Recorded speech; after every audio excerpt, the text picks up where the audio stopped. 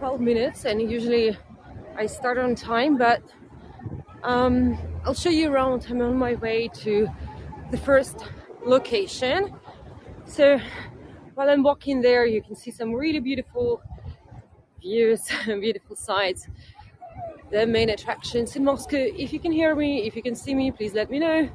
So far, it doesn't show me that we have many participants in the chat.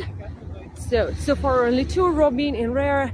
The tour starts in 12-15 minutes. So take your time. I'm just going towards the first location, towards the Kremlin towers. As always, if you can hear me, if you can see me, please let me know. So note that everything is fine technically. Just let me restart the gimbal so the picture will be more balanced.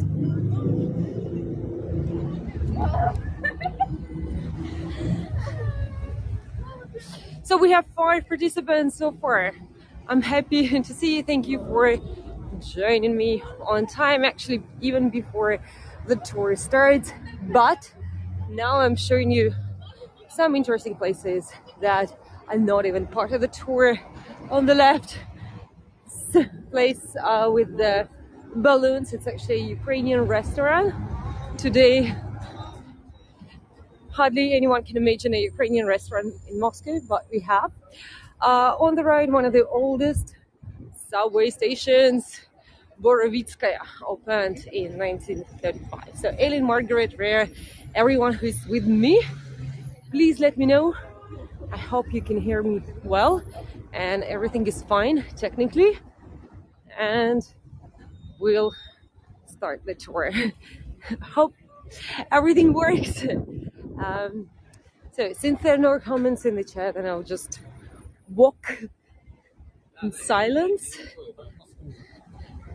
And meanwhile, you can take a cup of tea or a cup of coffee, depending on the time, your country. Hello, Jennifer. So the tour will start in 10 minutes. Welcome. Thank you for being on time. So I'm just showing some extra places, some bonus places to see in Moscow.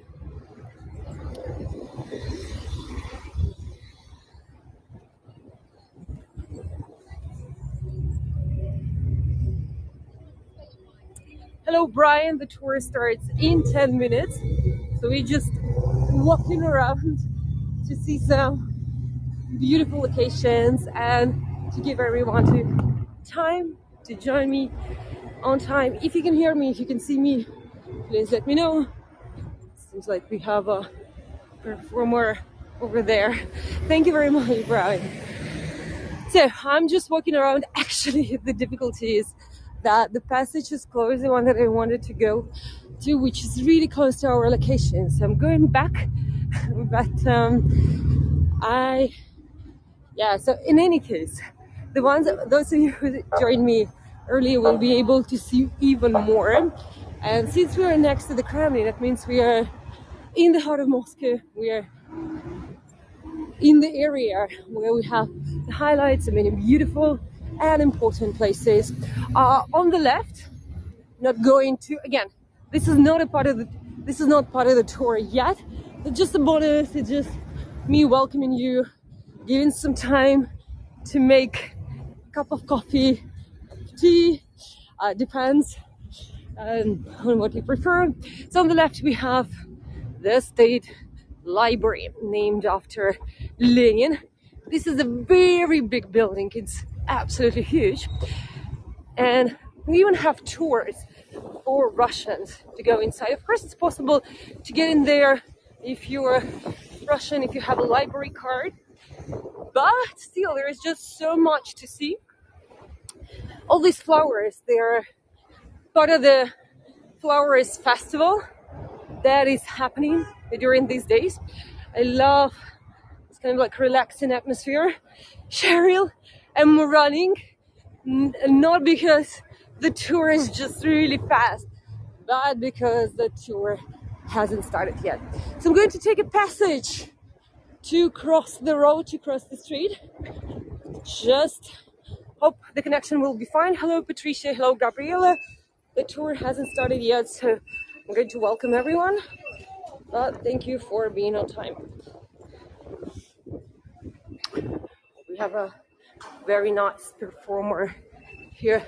Unfortunately, she's not playing, but this is something that I personally like. Musicians.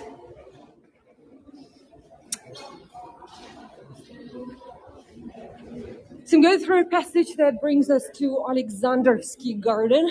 Moscow is a city of passages because of the traffic. The traffic is pretty bad. I mean, you can imagine the population of Moscow is nearly 15 million people, and also a lot of people come to Moscow from Moscow region every day. So, Harry Potter. Harry Potter left Russia, but we still have Harry Potter. Hello, Helen. Hello, Ronnie Lynn. Happy to see you. The tour, again, hasn't started yet. As you can see, we're going towards the Kremlin, and all around this area shows us that we have many, many landmarks and many beautiful and fascinating places to see. Hello, Ronnie Lee and Laurie.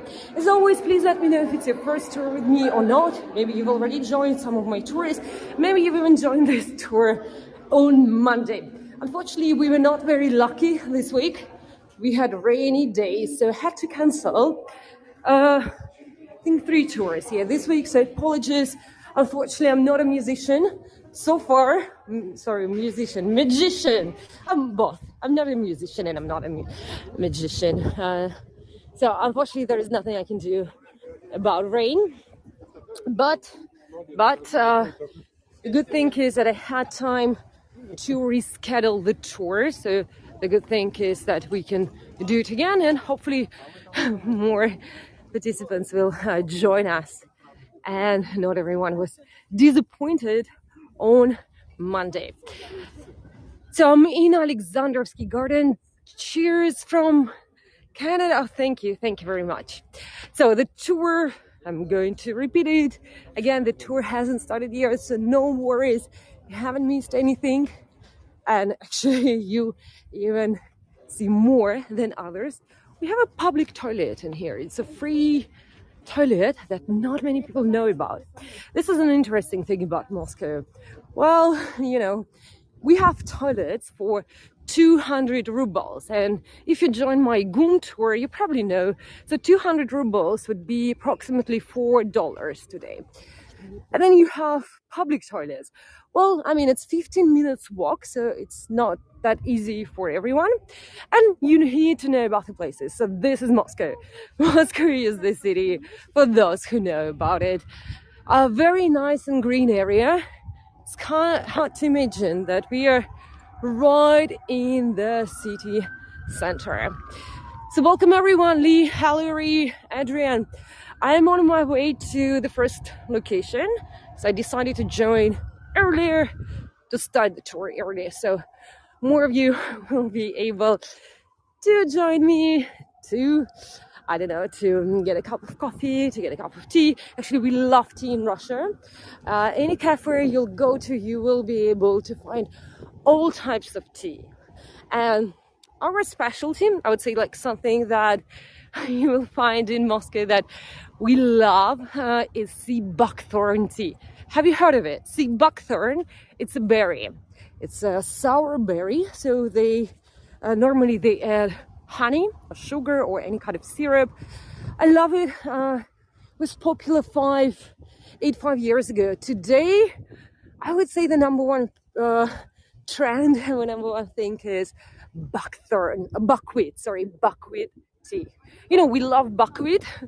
Now talking about like food and healthy lifestyle. So I'm just entertaining you, if you don't mind. But this time is also for us to meet your expectations, for me to get to know about your expectations. What made you join this tour? Maybe you are interested in Moscow, in Russian culture, or you just love Hey Go and you want to set the record in terms of the number of tourists, or you want to see some beautiful places, beautiful locations, you've heard about the Kremlin, you've seen it on some other tours. So please let me know if maybe you already have some questions in advance. Last time when I did this tour, so on Monday, when it was raining, I actually had a few participants who visited Kremlin at the time when I wasn't even born. Can you imagine? So they're like, no, at that time it wasn't like that. Well, of course, things keep changing, and this is Moscow. Good to see you are doing well. Thank you, Fraser. Thank you. I'm also happy to see you on my tours. I think it's been a while, but it's good. Was there in 2009. Was an amazing experience. Thank you, Brian. Thank you for sharing. So that is one of the places that we are going to see. And now I'm going to Большой Каменный Most. That's the name in Russian. And in English, it's Big Stone Bridge. So this is the difficulty is I'm going to show you that the bridge is over there. Maybe I'll get stylus. So, but there are other locations that we have, they're kind of like nearby, but you cannot easily cross. So you have to actually walk around. You have to do the tour that we just did with those who joined me earlier. This is all about the traffic. It's pretty difficult. Well, today is Friday. It's what time is it? It's 7:30 p.m. in Moscow. Oh, let's cross. I mean, it shows us that it's still, we have to wait for like more than 2 minutes. But the good thing is everyone is crossing, so we are crossing. Let's do it the Russian style. Hello, Edith. Hello, everyone. So we haven't started yet. Those of you who thought like, what is she doing? What is happening? Now I'm going to welcome everyone, and I'm going to tell you about the tour. I'm going to tell you about myself. And also, referring to Brian's comment, Moscow is very, very different from 2009, and it keeps changing, and some of the biggest changes happened in 2011, 2012, and tomorrow I have two tours. I'm usually on park in Gorky Park, so these like the mirror of those times. They show the changes, like some big changes that happened in there, were some of the trendiest also places in the city. So again, we can see the traffic.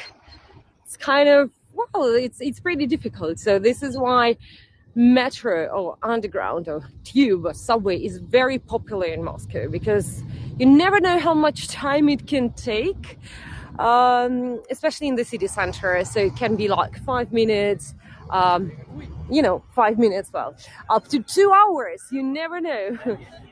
So we are going to Большой Каменный Bridge, and I hope everyone who wanted to join us already joined, and who wanted to get a cup of coffee or tea already had it and is ready for this tour. So hello everyone, my name is Tanya. I'm a professional tour guide for Moscow. I've been working as a tour guide for over 6 years, and I do all types of tours. I show the highlights of the city, the most beautiful places. So that's what we are going to see today. One of them is the Kremlin. I also show hidden gems, and on my tours I talk about Russian history, Russian culture, Russian design, Russian architecture, Russian mentality, and Russian literature. So welcome to Moscow. I'm happy to show you some of the best views. We are in Большой Каменный Most, and the tour is called Around the Kremlin. This is the second time I'm doing this tour. Well, second, kind of maybe the first time as well, because the first time I was unlucky due to the rainy weather. So hopefully today the weather will be perfect and there won't be any technical issues. There will be, apologies in advance, please let me know about it in the chat and I'll do my best to fix it. It's 7:30 p.m. in Moscow. The weather is kind of good. I mean, it's perfect for me, for a Muscovite who was born in Moscow. It's plus 23, so it's not super hot, it's not super cold, just great. So we will talk about the Kremlin, one of the UNESCO heritage places. This is a very good location for you to take postcards if you like taking postcards. And I'll talk about the history of the Kremlin, what is inside. Unfortunately, we will not go inside today. So far, it's not financially sustainable for us to do the tours inside the Kremlin, but hopefully with your support, we will do the tour inside the Kremlin one day. So this is one of the views that I'm going to show you today. And on the other side, we have Malý Kamenný most. So this is the big stone bridge, and on the other one, small stone bridge. Some of you might recognize the cathedral thanks to the tour around the cathedral, the Christ the Savior Cathedral. So we will still talk about it. This cathedral, the main cathedral in Moscow. I'm also going to talk about that interesting building with fascinating history called the building on the embankment. Then we will go towards one of the biggest monuments in Moscow, the monument to Prince Vladimir, and we'll get to see one of the most beautiful mansions in Moscow, Pashkov House, and we will finish the tour in Aleksandrovsky Garden. How old is the building with the copper tops? Thank you for your questions in advance. That was just me presenting the tour. I haven't started yet, so please let me tell you the whole history. And if I want to answer your question during my story, then I will be happy to answer. So let's start with the other side. I would say it's less prettier than the one that I have on the cover of the tour. So again, we will give time for everyone to join it. Fraser was asking me, was that cathedral that was rebuilt in the 90s? Yes, you're right. And if you want to learn more about the cathedral, again, I encourage you to join around the Christ the Savior Cathedral tour. That is the tour where I show some of the most unique and special buildings in Moscow, in Art Nouveau design, in Russian design, and we walk a lot around Cathedral of the Christ the Savior, so we have some of the best views. Originally, it was built in the 19th century to celebrate the victory over Napoleon in Patriotic War, 1812, and it took over 40 years to build it. 4 Russian czars changed during the project, and nevertheless it was destroyed in 1931. So what I'm showing you now is just a copy of the original cathedral. So Fraser is absolutely right. It's not the original cathedral, it was rebuilt, but nevertheless it is the main cathedral in Moscow, and it was a symbol back then, so that's why it was important to rebuild not any other cathedral but this one. Many companies donated money, many people donated money to rebuild the cathedral. Today it's also the tallest Orthodox cathedral in the world, 103 meters, and the biggest in Moscow. Again, I will be happy to see you around the Cathedral of the Christ the Savior Cathedral tour. And from here we can see the Patriarch's Bridge. It might be a little bit blurry. We have many bridges. That's another great bridge for me to show you great views. Yes, Carol, thank you for your question. Unfortunately, and Ronnie Lean also thank you for your answer. Yes, my map is off as always due to safety and security reasons. I'm still in Moscow, and today the situation is not easier for us on both sides. And since I do many tours at home, we decided with HeyGo to turn off the map because it's impossible for me to turn it before the tour. So thanks a lot for understanding. The building that I'm showing you may not look as one of the most beautiful and luxurious ones.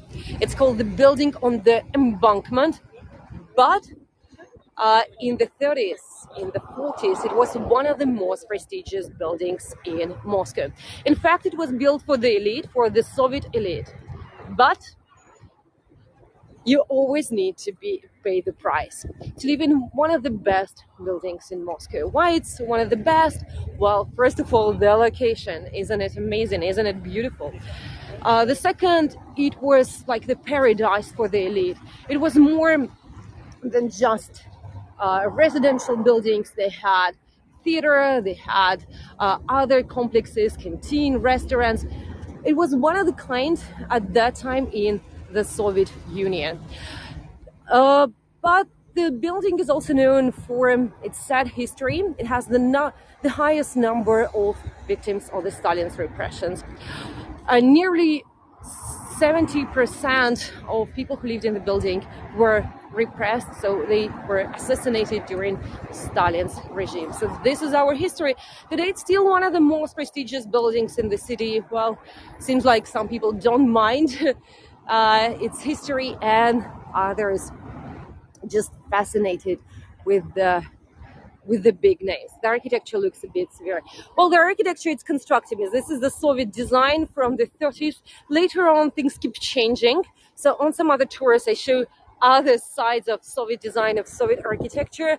As I said, in my opinion, it's also not one of the most beautiful buildings, but it's about the history. It's about what was in there. In fact, it's also one of the most expensive buildings in Moscow. The apartments, some of the most expensive apartments. Over there, we can see one of the Stalin skyscrapers. On the left, that is the skyscraper, the Ministry of Foreign Affairs. Oh my gosh, I hope you can hear me well. Someone is preparing for Friday night. And we also can behold the modern skyscrapers over there built in the 90s. So let me show you one of the highlights of the tour, the Kremlin. So one of the best views in the city.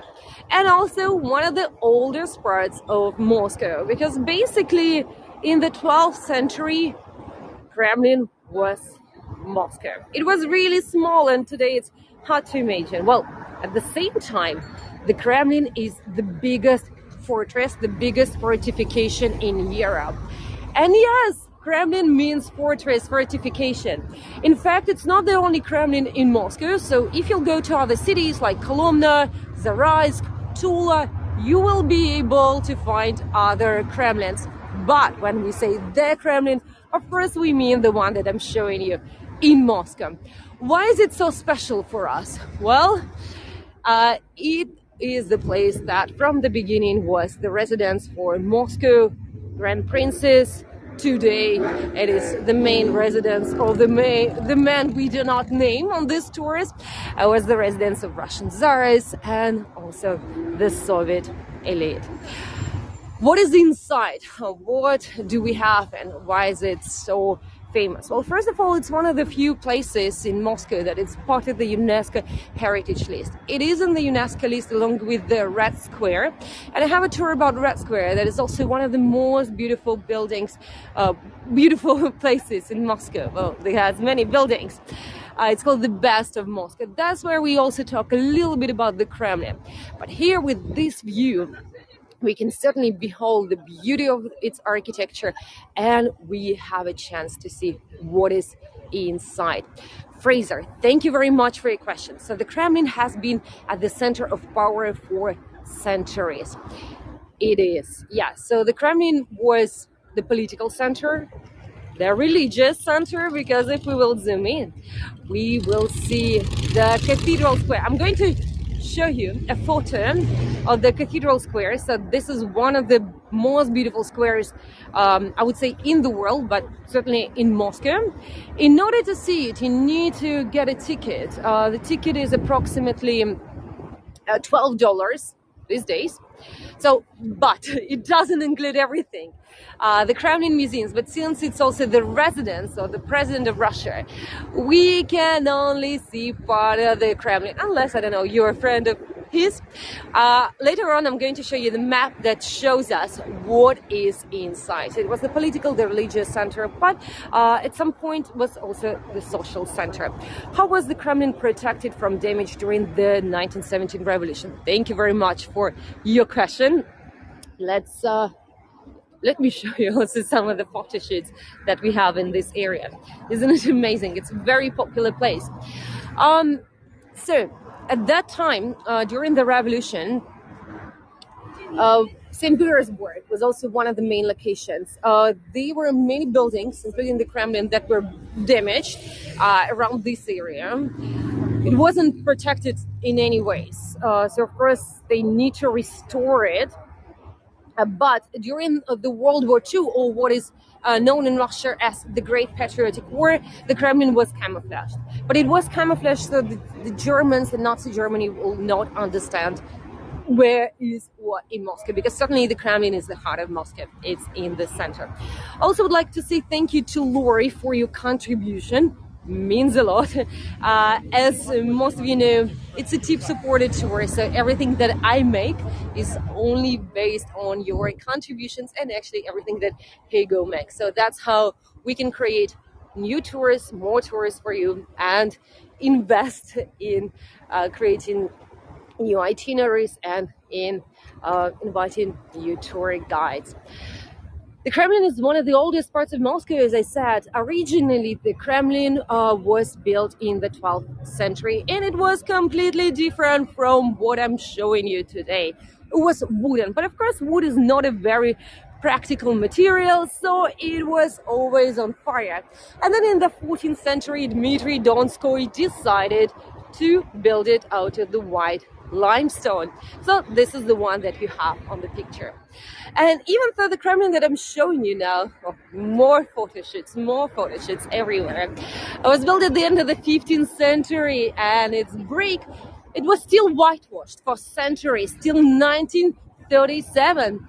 And that's how many Russians know the expression, Moscow is a white stone city. But then everyone comes to Moscow, and when you join my virtual tours, you might be surprised, like Red Square, everything is red, why it's white? Well, now we know it was whitewashed.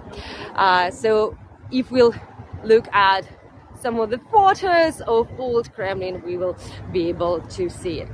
Architecturally, it's not Russian style, it's not Russian design. In fact, it might remind you some other fortifications in other countries, specifically in Italy. And I know that some of my colleagues also do tours where they show the fortress in Milan, or Milano as it's in Italian, or in Verona. Don't they look similar? What do you think? Meanwhile, I'll go through your questions. Thank you very much, Fraser and Ronnie, for your contributions. Highly appreciate it. And that was a question if I can receive tour tips. Yes, it's very complicated, but many of you know that I'm also in Israeli. That's how I'm able to continue my work with Heygo. So we invited Italian architects to build the Kremlin. It was a trend back then, and suddenly this beauty of the Kremlin was able to show the beauty of Moscow and the power of Moscow, and later on it became the capital, because before actually Moscow was not. If we look at the fortifications in Italy, well, in Milan, very similar, but there is only one tower. Here we have 20 towers. They have their own names and their functions. Every tower has a name. Two of them are known as no-name towers. No-name towers, great names. But you cannot come up with a name, just say no-name tower. So what is another difference is that they're beautifully decorated. The rooftops, Russian design, this kind of like these decorations were added later on in the 16th century. The sky is really beautiful, and I'm showing you a Moscow river. We also have some cruises today. I did a cruise with the Russian group in the morning, so it's very, very nice. As we can see, obviously, it's the center of Moscow, one of the most beautiful parts. Over there, this place that looks like a spaceship, it's Zaryadia Park. I'm thinking about one of the tours in that area, because that's where we also have some really, really nice views. And if anyone is from the UK, I want to say that on the right side, we have the residence for the British ambassador in Moscow. Isn't it a nice location? And over there, another Stalin skyscraper built in the 50s on Kotelnicheskaya embankment. When was the church-style steeple added to the round tower? Let me tell you about the bell tower. I believe, Carol, you're asking about the bell tower. So the tallest building, well, that bell tower that we see, it's known as Ivan the Bell Tower, and it was built in the beginning of the 16th century in 1508. And we have an expression in Russia, to scream at Ivanovskaya, and it's nobody knows why. To scream at Ivanovskaya is just, to yell, to be really noisy. But actually it comes from Ivan the Bell Tower. So the announcements of masses were from there. And there's another interesting legend related to Ivan the Bell Tower. Napoleon. I hope there is no one from France. I won't offend anyone, but we have some legends about Napoleon. When actually, this one is a nice one about him. So when he came to Moscow, he was so impressed with the beauty, so much gold. So he asked his soldiers to climb up and to bring him the dome, the one that I'm showing you at the top. But they refused. They said it's really high. In fact, it was the tallest building in Moscow, 81 meters, and it was forbidden to build anything taller than that. But one Russian peasant decided to climb up. He brought the dome to Napoleon, and then he asked for a reward. But Napoleon said, what do you think was the reward? Any ideas? Vicky, thank you, all of you. Why did the Tsar want to move the capital to St. Petersburg and build the new city? Shoshana, very nice question. And actually a bit difficult. Well, the short answer, to be closer to Europe, because Peter the Great saw Moscow, it is a little bit more kind of barbaric, and he was hugely influenced by European traditions, and he thought that Moscow was kind of behind Europe, which was true back then. So he wanted Moscow to become more modern, more Western. And if you look at the architecture and the design, St. Petersburg looks a lot more European than Moscow. And later on, in terms of architecture, in terms of design, the 18th and the 19th century, that's when St. Petersburg was the capital. Moscow was very Westernized. So no answers about the reward. Napoleon said, you betrayed your motherland, so you don't deserve any reward. Do you think it's fair or not? Well, that was the answer. Over there, I believe you've noticed this beautiful yellow building. We actually have two similar buildings. Our architect Konstantin Ton, actually the same architect who built the Cathedral of the Christ the Savior that we saw in the beginning of the tour, and it's the Grand Kremlin Palace. Unfortunately, even if I'll go inside the Kremlin to show you the beauty of it, I won't be able to show you inside. Well, unless we will collect, $2,000, more than $2,000. Why? Because that's the price for a tour. Can you imagine? I'm going to show you what is inside. Normally Russians don't see it, only during the inauguration. And again, the man we will not name walks through these corridors during the inauguration. Does the cathedral have a large bell? Well, again, Ivan the Bell Tower, it's Ivan the Bell, so it's the bell to ring for masses. As for the cathedrals, I sent you the picture of the cathedral square inside the Kremlin. So, well, of course, yes, the bell tower, of course, it's a bell tower, so it will have a large bell. But the Kremlin is known also for the biggest bell in the world, Tsar bell. Have you heard about it? In Russia, we like to impress, as this is also something that you can hear in the in the news. Russians like to impress. So inside the Kremlin, some of the things that we can see: Tsar bell, Tsar cannon, Tsar bell, 200 tons, the biggest, the heaviest in the world. How many times do you think we used it? Any ideas? And the same about the cannon. Welcome everyone. So Moscow River. Moscow was named after Moscow River. So first it was Moscow, it was life. So it actually makes sense why we have the Kremlin right next to the river, and this embankment known as the Kremlin embankment. Shoshana, we have the winner. Congratulations. Yes, zero. Again, Russians, well, there are some explanations that it just didn't happen, but foreign historians say that, Russians just wanted to impress. Well, you can choose your version. Did the bell crack when it was? No, not really. So with the bell, Carol is referring, I guess, probably Carol knows that the bell cracked. And, when I go there, I don't have a picture of the bell because that's what I plan to show during inside the Kremlin tour. Hopefully we will be able to do that one. So one time I asked my tourists, what do you think happened? And I love the answer of one of my tourists. I guess someone was really angry. Well, again, sounds like Russia. No, the truth is that there was one of the biggest fires in Moscow in 1736. And people used cold water to calm it down. So because of the temperature differences, it just cracked. Yeah, it's a rush hour. It's kind of like already over, but we see a lot of taxis. It's mainly taxis. So that was also my question today in the morning. Like, isn't it very sustainable? Well, that's the question. You will take a look at this tower. We can see the red star, but the red star is simply the symbol of Reds, Soviet army. So it doesn't make sense to have it on this medieval fortress, medieval fortification. So why do we have it? And their answer is it wasn't there originally. Originally, we had double-head eagles, the symbols of the Russian Empire, traditional symbols of Russia.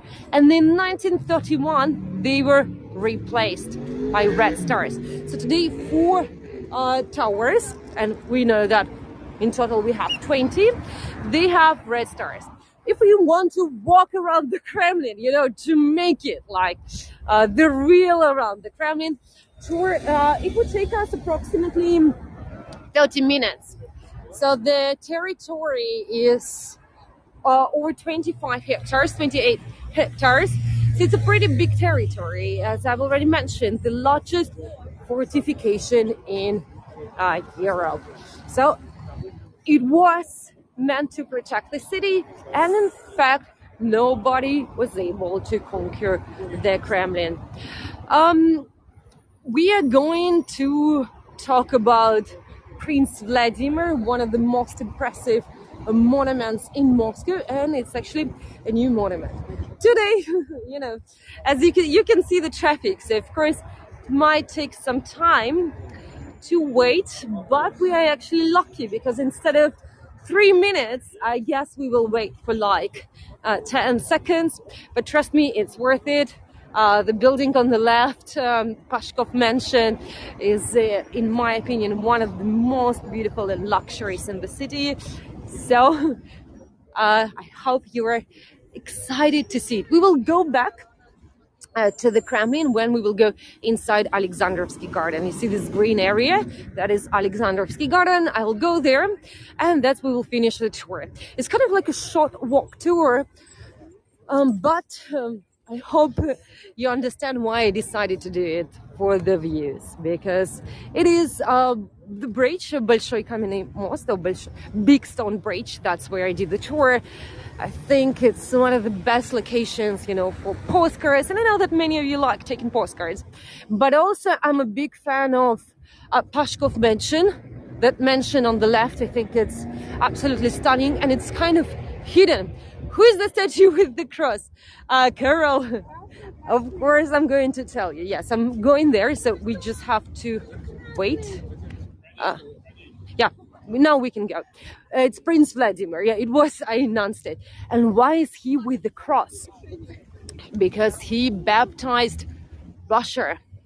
And it's actually happened on 28th of July. So the anniversary was yesterday. This is also a very good place for locations. The monument is new. It's from 2016. And it's kind of surprising to have such a big monument in the city center. Because as we know, the Kremlin is also the UNESCO heritage place. So they had to ask, Moscow department had to ask if it's possible to open the monument next to the Kremlin. And they said, yes, you can do it. Originally, it was planned to have 24 meters, but now it's only 17 and a half. Well, it was decided that would be too much. It would be a little bit too confusing. But again, it's huge. I guess you can see it's really enormous. So why is he holding a cross? Any ideas? Diane, thank you very much for your contribution. I really appreciate it. This is something that helps me to prepare for the tourists, to invest in the tour. Yes, Carol. He's the one who baptized Russia. He's the one who adopted Christianity in Russia, Orthodox Christianity, in the 10th century in 1988. Prince Vladimir. You know, in Russia, the monument was opened in 2016, and some people say it's not a coincidence that they decided to have a big monument to Prince Vladimir in the city center. And some also tour guides say, well, Russian history, easy to remember. Vladimir Lenin, Prince Vladimir, we even have a city named after him, and, you know, someone else. That man we will not name today was also here at the opening. And the opening was in November. The 4th of November, the celebration that no one in Russia understands, well, except for tour guides, because basically it's a historical one. But it's also really close to someone's birthday. A coincidence? Maybe not, but there are some speculations about it, why there is such a big monument to Prince Vladimir. Again, today it's a little bit dangerous to make these kind of speculations, but we can decide. Well, you can just make your decision. Wasn't Prince Vladimir in Kiev and Rus? Yes, today it's a very popular topic in the media about Kiev and Rus, and I believe that many were able to learn a lot about Russian and Ukrainian history thanks to what is happening. But yeah, but at that time Russia was it was kind of like the same country, Russia and Ukraine. And later on, the reunion between Russia and Ukraine happened in the 17th century. So we have a very long history together. So today there are a lot of discussions. Sorry, I will restart the gimbal. So just to make it more balanced for a few seconds. It will be maybe a little bit easy just to prepare for it, but I hope it will be a better view for you.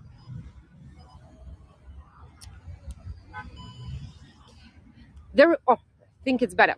So there is also an interesting story how he chose Orthodox Christianity over other religions.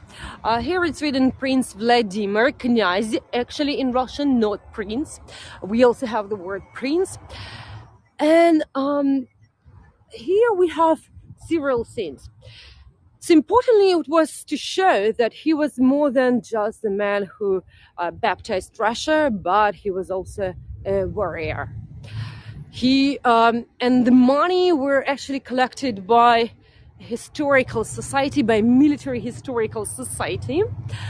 To be honest, don't want to discuss the activities, but nevertheless, they decided to collect money.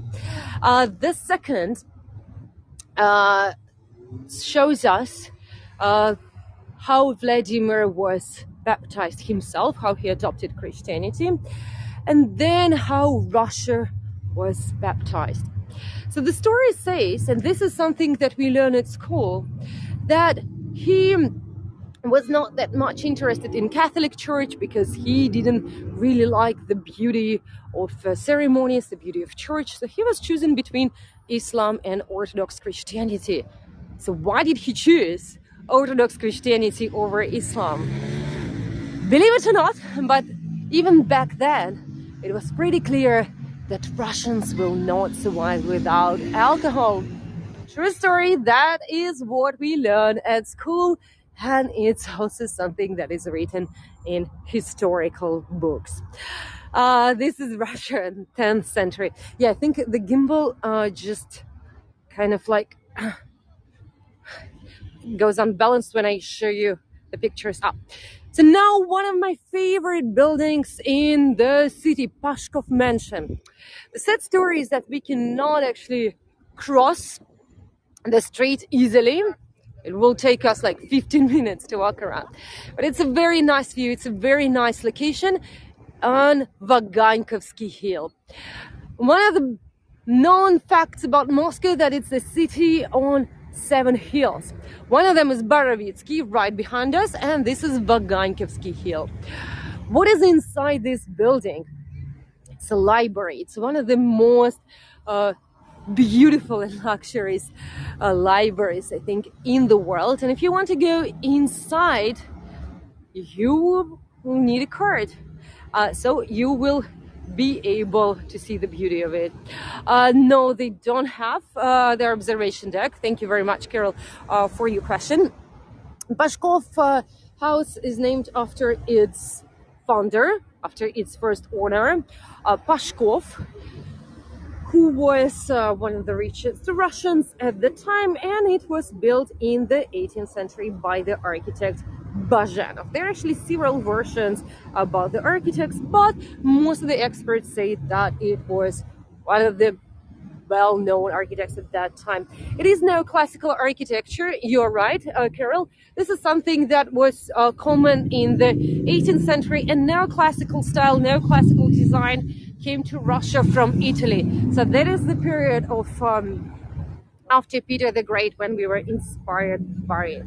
There were several organizations inside the building through history. It was occupied by Moscow State University, so the main and the oldest university in Moscow. In the 18th century, later on, Rumyantsev Museum, and Rumyantsev was one of the biggest collectors of coins, manuscripts, books. And then later on in the Soviet times, it became one of the departments of the state library named after Lenin. Let me show you. That is the library, that big building over there. Let's say Pashkov Mansion is much prettier. That is constructivism style, also Soviet design, Soviet architecture from 1929, also one of the oldest buildings. It's huge, it's really, really enormous. And so, very nice. Yeah, it is very beautiful.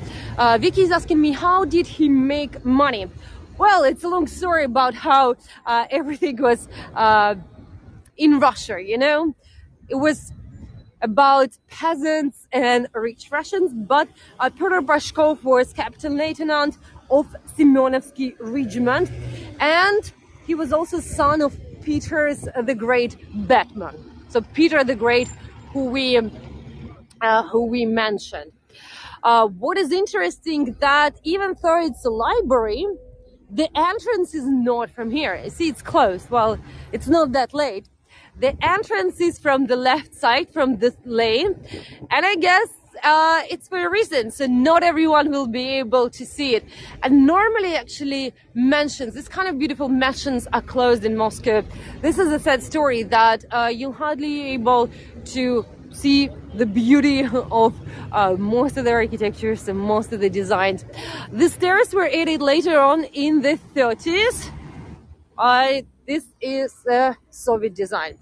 And also, Pashkov Mansion is one of the top locations of mysterious Moscow tour. Honestly, I'm not the biggest fan of legends, because, you know, I'm more about like facts and history, but Pashkov Mansion is surrounded by it. Let's start with the Liberia, Ivan the Terrible library. The story says that Ivan the Terrible had one of the biggest libraries in the world that came to Russian princes, and later on Ivan the Terrible was Russian Tsar from Byzantine. That was one of the best collections in the world, but then it was lost. And experts, historians were looking for it for centuries, but they didn't find it. And it's believed that one of the locations of this library is under Pashkov Mansion, that it's hidden there. I don't know if you believe this story or not. Another interesting fact is that Pashkov himself, it's believed that he was kind of like interested in mystery. And Pashkov Mansion was also mentioned in Master and Margarita, one of the best novels by Mikhail Bulgakov, the 20th century author. And his character, Volant, if you read it, you might know that Volant, he was the representation of devil. He was beholding Moscow from Pashkov Mansion, and he even had his like parties with his servants in Pashkov Mansion. So this building, this beautiful mansion, has everything, absolutely everything. Local stone used. Yes, normally there would be the local stones. I mean, everything in Moscow, since it wouldn't be the easiest to transport back then. So now we will go to Aleksandrovsky Garden. So that's where we'll finish the tour. I'll tell you a few more words about the Kremlin and what is inside the Kremlin. I'm going to show you the map. Oh my God, someone is having a party. So we can see the Kremlin behind Vladimir, Prince Vladimir. So if you have any questions, feel free to ask me before we will finish the tour. Minsky tour was the royals in the steps. Very fancy. Well, as I said, the steps, the stairs, they're from Soviet times. As for Aleksandrovsky Garden, that's where we are going to, named after Alexander I, who was one of the Russian tsars or Russian emperors. Here behind the Kremlin wall, we can see the armory. Maybe a little bit shaky because we have stairs, so I have to like go through stairs. So I'm explaining to you the situation, how it works, but I hope it is stable and everything is smooth technically. The White Onion Dome Church, what is the name of it? White Onion Church. The Christ the Savior Cathedral, the Cathedral of the Christ the Savior. So I have the tour around the Cathedral of the Christ the Savior, or the Christ the Savior Cathedral. That's where I talk a lot about it. So this is the main tour for it. There's just so many nice and beautiful locations, so sometimes it's kind of maybe a little bit repetitive. So, but we see it from different views, so different locations, and I think that even if we will do at some point the tour inside the Kremlin, it's still nice. It's still nice to see the views that I showed you today. So the structure, as we know, it's a fortification. It looks like a triangle, and I just sent you a map, the Kremlin map. We can also see it here in the beginning of Aleksandrovsky Garden, and the information is also in English. There are times when we had foreigners in Russia.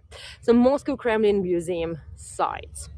It means that when you go inside, you won't be able to see everything. So everything that is highlighted, that's what we have inside the Kremlin.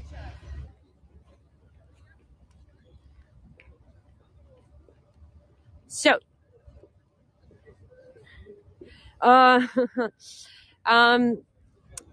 let me show you what is inside. So we are close to Borovitskaya Tower and the Ambery Temple. So Borovitskaya Tower is under reconstruction, set for us, but the good thing is that it will look even better. Hopefully soon we will be able to see it. Those of you who joined later, I sent a picture of the cathedral square. So we have several cathedrals because they have their own function. So the oldest one in Moscow is the Assumption Cathedral. Is also the first stone cathedral. So we are here. We will go through the park and then Alexandrovsky Park, and yeah, that is the end of the tour. It's everything that I wanted to share with you today. What is the ugly skyscraper? The ugly skyscraper. James, where were you about the tower? It's just hidden. If you're about it, it is one of the Kremlin towers. It's just hidden. It's under the reconstruction. So it's kind of a normal thing. Normally we say in Russian it's in forest. That's the direct translation from Russian in forest. It's hidden. We would love to see inside. Yeah, thank you very much, Linda. Again, to do the Kremlin tour, as most of you know, that we don't have salaries or anything. So everything we do for the tour, even if we have to invest in the tickets, we invest, ourselves. And so that's why it's always helpful to see your support, because to do the tour inside the Kremlin, we also have to go there several times to check the connections and everything. So if it goes financially sustainable for us, then I would be happy. But unfortunately, in this situation when we make even less than a Kremlin's ticket, it's not the smartest idea for us. But hopefully it will change and there will be a solution for us. So behind the Kremlin wall, we see the Armory Museum, one of the best museums in Moscow, a great collection of treasures of the royal family, the Romanov family that starts from the 10th century. Are you not able to do go tours inside the Kremlin now? No, I've just said that it's very difficult, to be honest, to organize, because in the Kremlin everything is strict and they don't really have very good Wi-Fi connection. But yeah, so far for me the main reason is just to make tours financially sustainable, because here in Russia for us it's more about, so as many of you know, I really appreciate all of your contributions, but I still, in order to have access, I need to travel to another country.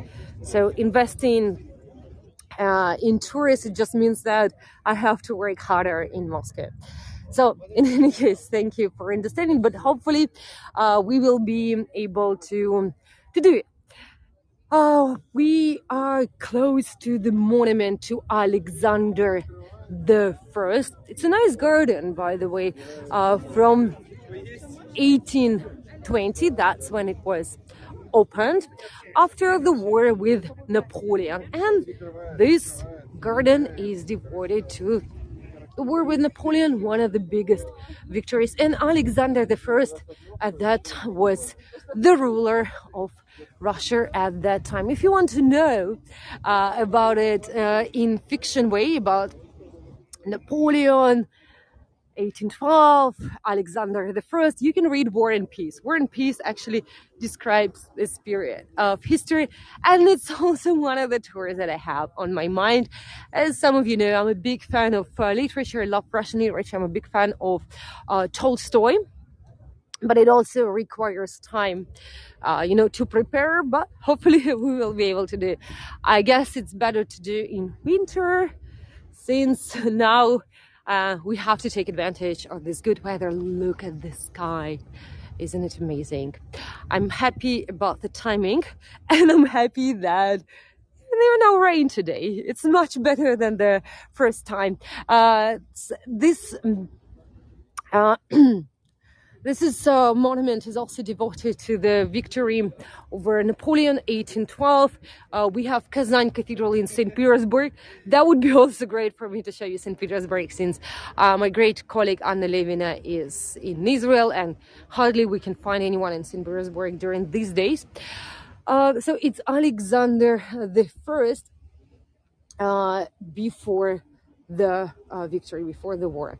And two biggest battles are described here: Borodino and Berezina. And we have General Kutuzov, who was the leader of the army back then, and it's the last big victory. Adam Schott. If you want to do the portrait of Alexander the First, yeah, we can do it. Let's. By the way, if you have many postcards, I'm always happy to see them on your Facebook group. I know it may be also difficult or challenging for voyagers to share photos and postcards these days, because often, there is some kind of like negative comments always coming. So I always appreciate when I see your postcards, and it's nice for me to see because there are just so many. Yeah, and I think it's a great one. Is there a double eagle on the stage? Oh, the Kremlin, yeah, double eagle, double head eagle. That is, as I said, the traditional symbol of the Russian Empire. Carol, thank you for all of your questions today. I'm really impressed with your knowledge of Moscow, of Russia, and many of you have already a lot of knowledge, and I see that some of you were in Moscow before. So thank you very much for your interest. And honestly, it's not the easiest time. Well, obviously, it's not the easiest time to do tours in here. So I highly appreciate your interest. And it means a lot that so many people can see beyond the news, can see beyond the media, and can understand also my love for Russian culture that has nothing to do with politics and has nothing to do with what is happening in the media. This is the Kremlin, the ticket office. It's a nice building. Well, not the nice building. I like the decorations. Also kind of like Russian style decorations. The tricky thing about the Kremlin is normally people don't know how to get inside. Well, we had a lot of Chinese tourists, so that's why the information is also. So a lot of people think, well, the Kremlin must be, the entrance must be from Red Square, but it's not. We literally have articles how to find it. I told you, like, it's 30 minutes to walk around, so you really need to find the location. You really need to find the place, and it's through Kutafia Tower that is on the left. Kutafia Tower looks quite different from all the other towers because it was built later in the 16th century. And Kutafia, it's a reference to a peasant lady. So I'm going to show you it. And on the right, we have the Trinity Tower, the tallest Kremlin tower, 80 meters. There was a prison, by the way, at some point. Was named after the Trinity, the icon. Well, the icon was removed. And so there is a car.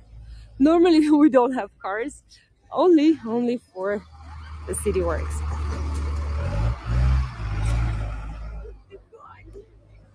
And we have a bridge in here. Why would we have a bridge? Well, there was a river called Neglina, and now this river is hidden in a tunnel. So let me go through your questions and then we can finish the tour. Actually, since it's the first tour, oh yeah, we have an expression in Russia that I shared with those of you who subscribed on me, that in Russia, the first pancake is always a nightmare, meaning that the first experience, the first thing you try will be always bad luck. So it's okay if it didn't go well. So Kutafia Tower, that's where we go to the Kremlin, and that was the entrance to the Kremlin. So even if you want to go inside, sometimes it can take like 30 minutes. And during the times when we had a lot of tourists, like the World Cup, we had to wait for, I don't know, like over 40 minutes actually, and it was harsh. Can you imagine, like, big groups of Chinese tourists who and it was really brutal, to be honest. I remember those times when I was like, can you be polite? Like, people were just like, there was one person who goes ahead, everyone, and then suddenly it's a big group. Oh, and they were like, I was standing there. Oh my God. But now, in Moscow without any tourists, I'm like, yeah, good times. They were good times.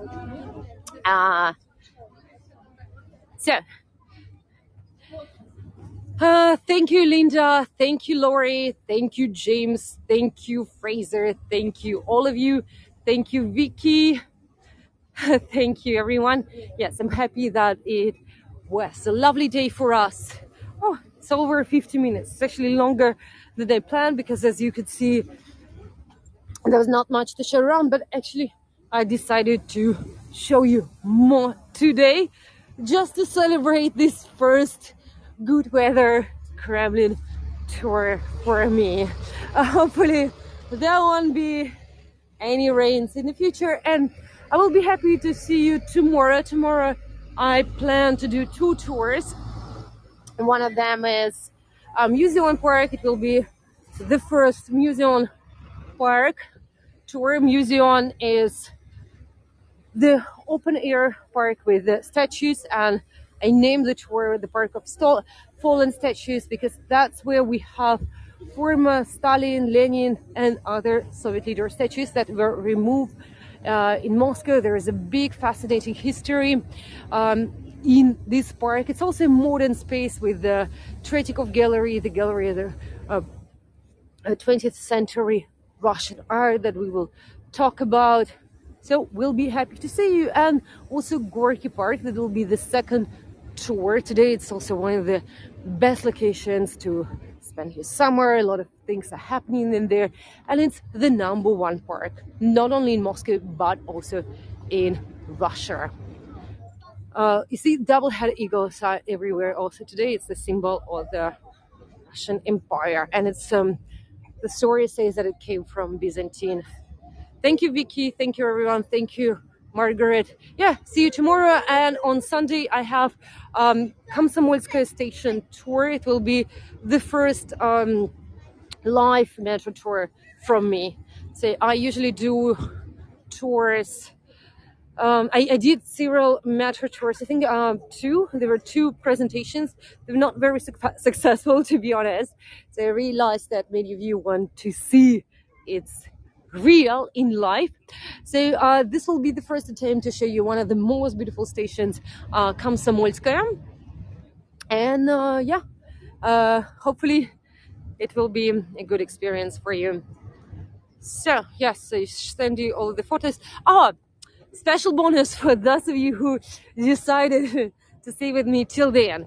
Pashkov Mansion, you know this neoclassical style? And I told you it's a library. So that's how it looks inside. Isn't it amazing? For sure, now it's your amazing tour. We were in 2000 good too. Now you're back. Thank you, Edith. 2019 was, it feels like it was a long time ago. It was a very successful year for us.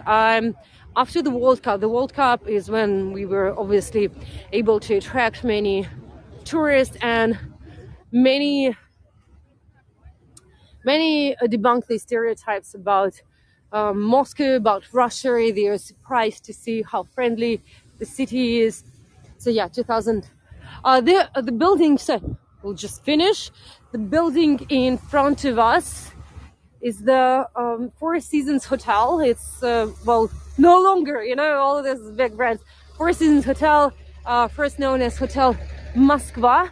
The reason why I keep walking, even though it was kind of like the end of everything I wanted to show you, is because today we have the Flowers Festival, and I decided that I can just show you something extra, something special for the strongest ones who decided to stay at the end. So now we can see some flowers. So thank you everyone. Yeah, I hope it's fine with you. Again, those of you who were for the main part, for the official part, it's over. On the right side, just go briefly, because I think any words are not, the best topic, or glorification of words are not the best topic during these days. That part of the garden, and has like upper garden. This part is known as the Upper Aleksandrovsky Garden or Aleksandrovsky Garden, is devoted to the Great Patriotic War. That is how we refer to the World War II in Russia. Opened in 1977. So that's where we have the Tomb of Unknown Soldier and the Eternal Flame. So we almost, and we have the change of guards there every hour. So we are leaving Aleksandrovsky Garden. Will be another Kremlin Tower. How many Kremlin Towers have you seen today? That building behind us is the Arsenal. It's today it's that yellow building, and the Kremlin Today is the building for the presidential regiment. So that's built during the Peter the Great times. And today we mentioned double-head eagles several times, so we can see that at the entrance we also have double-head eagles. I think it's very good postcard, very good shot with the Hotel Moscow. And as I promised, the Festival of Flowers in front of us.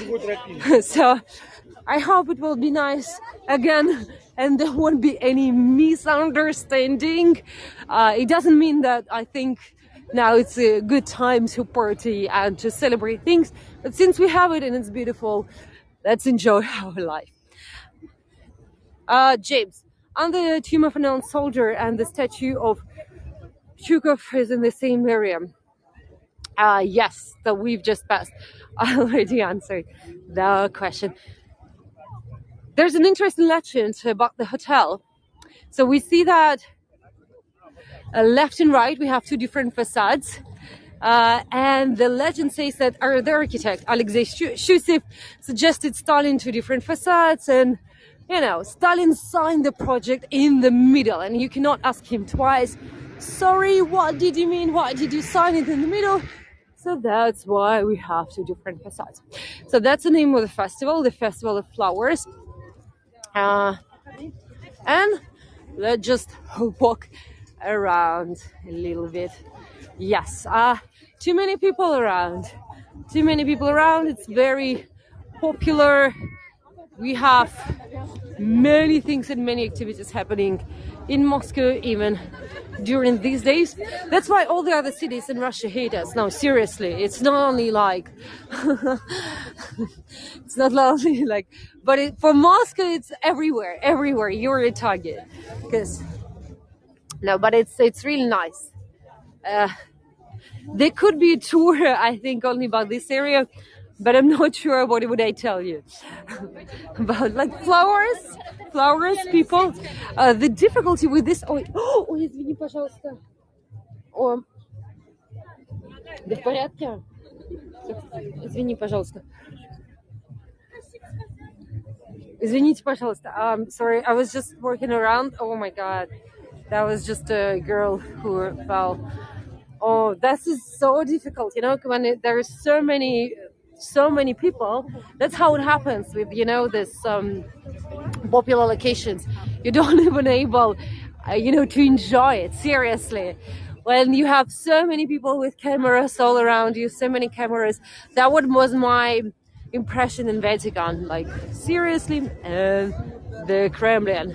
So this is a true around the Kremlin tour with the flowers. So let's do a little bit more, and it also smells really good. See, we have stalls with pancakes, everything we have can imagine. The building behind us is the museum that is devoted to the war with Napoleon. Originally was Moscow Duma. So Natasha, welcome to the tour. Unfortunately, it's already the end. The tour was over. Now it's a bonus program, bonus part for the strongest participants, you know, to show our special Festival of Flowers. So, hope it was a nice experience for all of you, and we'll be happy to see you soon. Yeah, let me show you myself. Thank you very much for joining me. Thank you for all of your support. Thank you for all of your contributions. I really appreciate it. This is certainly something that helps me to keep doing tours. No matter what, like, despite all the negative messages that I have. So thank you very much. It really means a lot. If you enjoy this tour, you can write a review. I hope a good one. So it will help me, you know, to do this tour again, to promote it, and hopefully also to do the tour inside the Kremlin. So we will be able to attract more participants to Moscow. And I think it is also important to see the other side of Russia, the other side of Moscow.